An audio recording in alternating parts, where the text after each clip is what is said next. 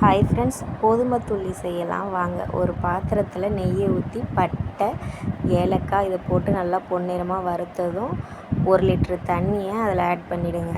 1 litre தண்ணி கொதித்ததும் லைட்டாக உப்பு, டேஸ்ட்டுக்கு ஏற்ற மாதிரி உப்பு போட்டுங்க. உப்பு போட்டதும் ஒரு கொதி வந்ததும் தேங்காய் பூ துருவி வச்சுருப்போம் பாருங்கள், அந்த தேங்காய் பூவையும் அதில் போட்டு கொதிக்க வச்சுருங்க.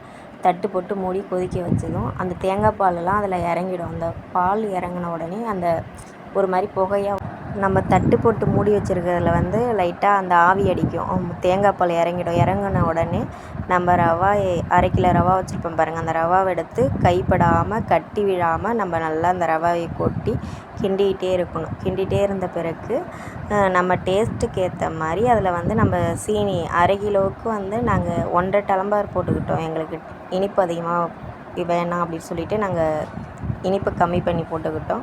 உங்கள் டேஸ்ட்டுக்கு ஏற்ற மாதிரி நீங்கள் இனிப்பு போடுங்க.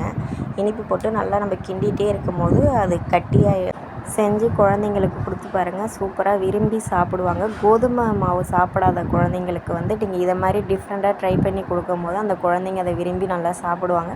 ஸ்வீட்டாகவும் இருக்குமா, அதனால் அவங்க நல்லா சாப்பிடுவாங்க. அதனால் அவங்க கண்டுபிடிக்க மாட்டாங்க. கோதுமை ரவாவில் செஞ்சதாகவே அவங்க கண்டுபிடிக்க மாட்டாங்க. குழந்தைங்களுக்கு நீங்கள் செஞ்சு தாராளமாக கொடுக்கலாம்.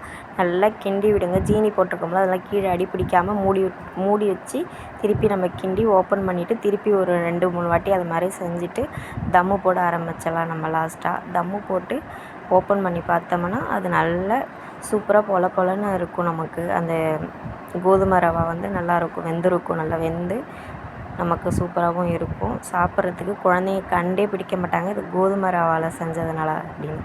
இந்த வீடியோ உங்களுக்கு பிடிச்சிருந்தால் லைக் பண்ணுங்கள், ஷேர் பண்ணுங்கள், கமெண்ட் பண்ணுங்கள், மறக்காமல் சப்ஸ்கிரைப் பண்ணுங்கள். டாட்டா பாய். நாளைக்கு இன்னொரு வீடியோவில் பார்க்கலாம்.